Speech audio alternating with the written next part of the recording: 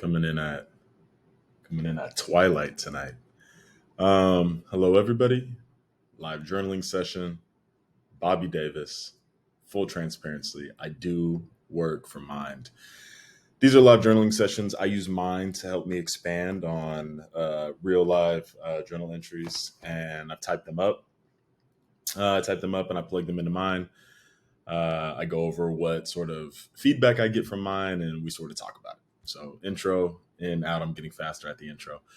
Okay, let's get into the entry for today. So this entry, and after I say this entry, I'm going to talk about an idea that I have that I think would be nice to split these up. Actually, this entry in particular is about was a prompt that I gave myself about the most challenging things in my life. And so I started out at the top, right? Like, what is the most challenging thing? And so I sort of kept going. And as I kept going, different layers would come up and I would start to speak more and more about um, what the biggest challenges sort of for me were.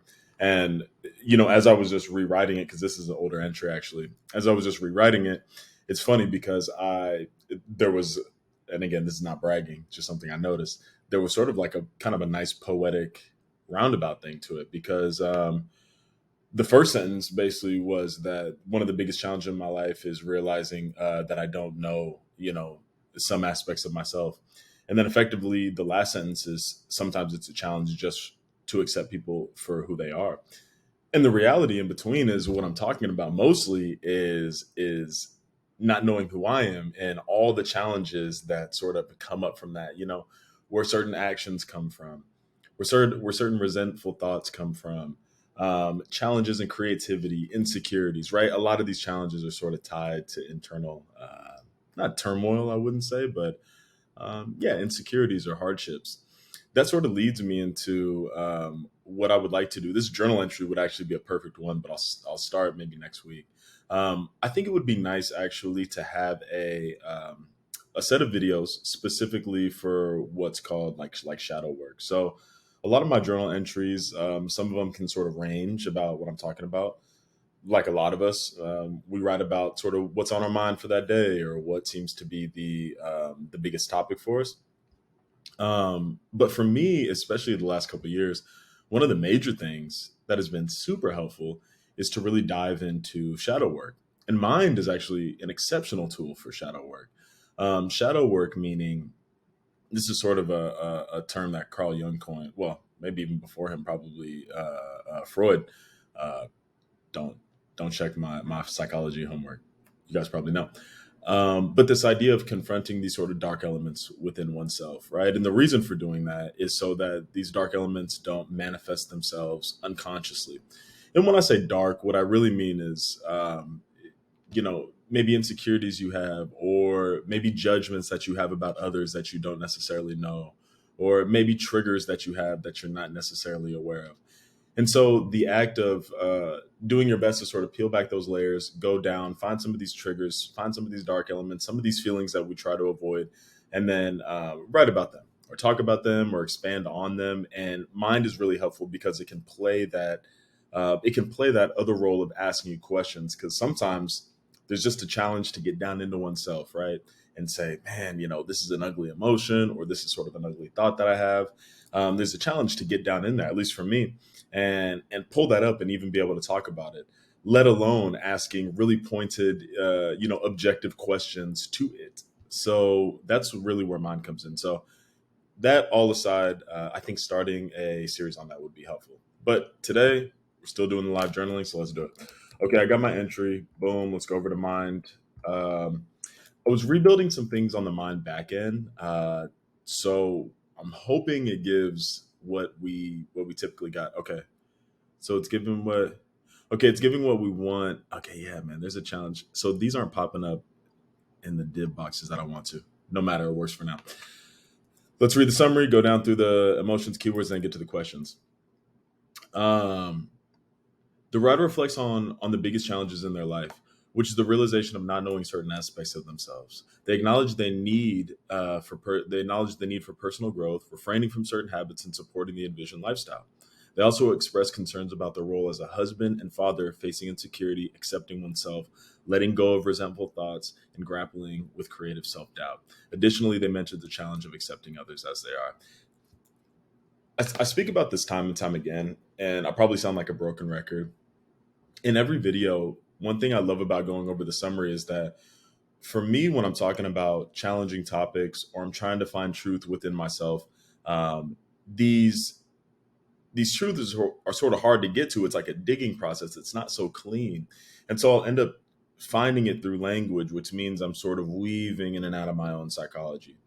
What I like about the summary is that it takes that weaving and straightens it out. The weaving is nice from the poetic aspect and from the therapeutic aspect of when I'm doing it. But the summary and the straight line is nice for when I'm revisiting it and trying to pull out some meaning for myself or trying to pull out some value, right? Because I'm trying to solve some problem effectively. And so what I'm seeing here, which is cool, is that I start sort of at the top, right? So, man, I don't really know certain stuff about myself. And then it's almost like I go straight down the list of things that are important to me till I get to almost the core, right? So I start at the top of, man, I don't really know myself. Then I go to personal growth. Well, maybe I should get rid of some of these habits. Well, man, those habits are kind of talking about this life. Those habits are kind of in conflict with this lifestyle I want. Man, that lifestyle really requires me to be in these certain roles. I'm getting deeper and deeper. Well, dang, these roles are really like these really tap into my insecurity. And then I get toward the core to myself, which for me happens to be creativity, right? And for a lot of creatives, that is sort of at your core and sort of at the core at the center of this big layer cake is this sort of creative self-doubt, which to me isn't totally separate from total self-doubt. And so it's ironic that I end it with wanting to accept others for how they are, because really, as I'm reading it now, what I'm really saying is I want to be able to accept myself as I am, right? That's, if I would look at this whole layer cake, that's sort of what I get. So shout out Mind. That's great. Really cool little layer cake that you just gave there. Nice. Let's go into the emotions, reflection, self awareness, determination, concern, and security. Okay, this is actually really cool. So typically, I don't ever dive too much into the emotions. I think they're helpful to a certain extent, um, but I would never. When I read this journal entry back to myself, I was sort of holding on to maybe some of the feelings of insecurity and disappointment, like, man, I need to get it together. These types of thoughts in my mind. What I like about seeing these is it sort of helps me reframe as yeah, that is one thing, but also this is an example and this is a compass pointing that I myself am interested and determined to find more self awareness. So in that way, it's a positive, and I think there's positive and negative to everything. So that's really really nice to see. Keywords. I'm going to skip over the keywords for now. Again, maybe those are valuable to you, and if they are, amazing. But for me, I'm kind of excited to get to these questions. So let's get there. Question one: how do you envision the lifestyle you desire for yourself and your family? Number two: what steps can you take to accept and embrace yourself despite insecurities and comparisons to others? Number three: how can you cultivate forgiveness and let go of resentful thoughts towards those who have caused ripples in your life? Number three really really speaks to me, so I'm going to copy that one in. And I know I've said it in last video. Oops. I know, ooh, where'd that go? I know I've said it in videos before, but if you press analyze again, excuse me, if you press analyze again, you can get some new questions. So I'm gonna riff on this for a little bit and then close out the video. I'm trying to keep them a little bit shorter. So how can you cultivate forgiveness and let go of the resentful thoughts that you have towards other? I think a couple things. One thing that to me I really want to ask myself to try to do is anytime I'm thinking about those resentful feelings, I really want to do two major things. And they're challenging and it forces me to sort of come face to face with this shadow that I talked about. I want to one, look at it through an empathetic standpoint of, you know, this person did something, right? This something affected me in this way. So I'm applying meaning to whatever they did. Before I get to that meaning, um, can I try my best to understand why they may do something like that? Can I try my best to understand, would I ever be able to get to a position where I was doing something like that? And why would I if I was? And I think that's something that I can for sure do better. And then number two, I think is asking myself, how do I do that same thing? Right? How do I do that that very same thing that is frustrating me about them. And those two things sort of in conjunction. Even today, I'll give a quick example. I was sort of frustrated by a particular person in my life who was sort of waiting to the last minute on stuff, and I was very, very frustrated. We're in the middle of something sort of important, and I was just very annoyed. Like, God, what's wrong with them? And I had to catch myself and really be like, you know what? I also still have a habit of waiting to the last minute on stuff. It's hard to see. It was hard for me to see in that moment because it was just inconveniencing me, and I was sort of projecting that onto them. But I also do that same thing, and the kicker is that I don't like when I do that. So if I see that in somebody else, I'm really just seeing what I don't like about myself in that person's actions. So that for me is something I can do. Now, this is not to let me caveat this entire thing. This is not to say this is what you should do. This is not to say that this is good. This is not to say that this is something you can plaster over all human relationship. This is simply for me, for the specific dynamics that I have in my life right now. And this is what works for me for my goals. And so you may need to discover what that is for you. And in fact, you should discover what that is for you. And that's totally fine. I think a third piece that I would want to add to that, though, really quick before I forget, on how I can sort of answer this question right here. How can I cultivate forgiveness? I think is by really trying to understand the meaning that I'm giving to somebody's behavior. So, for example, if I'm going to meet with somebody, right? One thing that used to always frustrate me was if somebody was late. I think this sort of frustrates everybody, and that in itself is sort of innocuous, right? That's not a huge deal to be annoyed by somebody being late. But I wanted to give myself the challenge of, can I find the meaning that I'm attributing, describing, prescribing?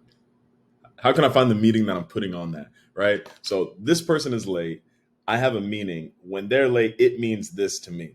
And when I really pulled back the layers on that, I found that when somebody was late, what that really meant to me was that person is saying that they don't care about my time. Right. That was the thought loop that would go on in my head. This person's late. They must not care about me. They must think that I'm just not even worth their time at all.